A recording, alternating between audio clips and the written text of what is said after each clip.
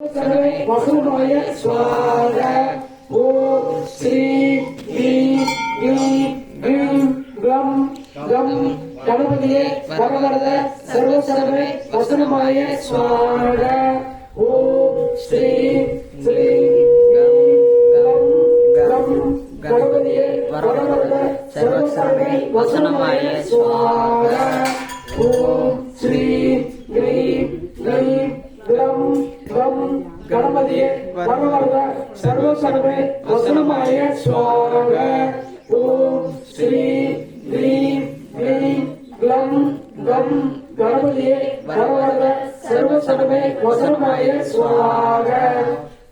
இந்த மந்திரத்துக்கு தமிழ் அர்த்தம், அதாவது இது வந்து சமஸ்கிருதத்துல சொல்லப்பட்ட வார்த்தை.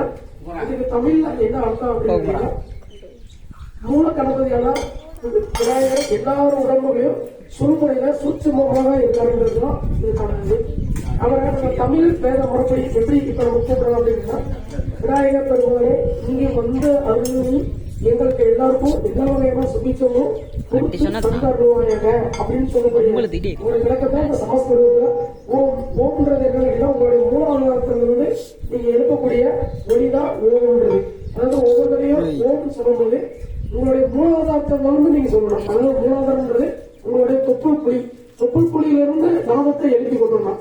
ஓம் ஸ்ரீ க்ளீம் க்ளம் கம் கணபதியே அப்படின்னு சொல்லும்போது என்னங்க, கணபதியே இங்க ஒண்ணு உண்டு.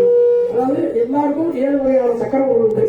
இந்த சக்கரங்களை நீங்களே ஈக்கிட்டீங்களே உங்களுக்கு இங்க எந்த வைத்தியம் தேவையில்லை, எந்த ஒரு மாய மந்திரம் பண்றவங்களும் தேவையில்லை. நீங்களே உங்களுக்கு தினமும் வீட்டுல இந்த நான் சொன்ன மந்திரத்தை 108 முறை காலையிலும் மாலையிலும் விளக்கு ஏற்றி வச்சுட்டு தினந்தோறும் சொல்லிப்பாங்க.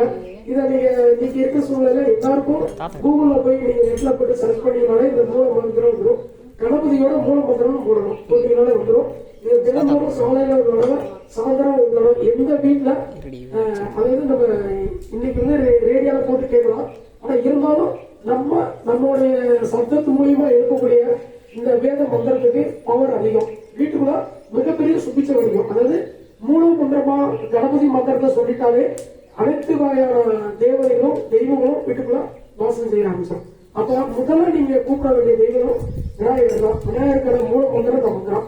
இந்த மந்திரத்தை சொல்லி வீட்டுல நீங்க கூப்பிடலாம். இப்ப நான் சொன்னது வந்து சமஸ்கிருதத்துல இருக்கு. இந்த சமஸ்கிருதத்துல இருக்க மந்திரத்தை நம்மளால சொல்ல முடியும் அப்படின்னா, நான் சொன்ன மாதிரி மூல கணபதியா விக்கிர கணபதி இப்பொழுது இங்கு வந்து அருளி நான் செய்யக்கூடிய பூஜைகளை மனமாற ஏற்றுக்கொண்டு எனக்கும் என் குடும்பத்தாரர்களுக்கும் சுபிச்சமான வாழ்க்கையை தந்து அருள்வாயாக அப்படின்னு மட்டும் சொல்லி போகணும்.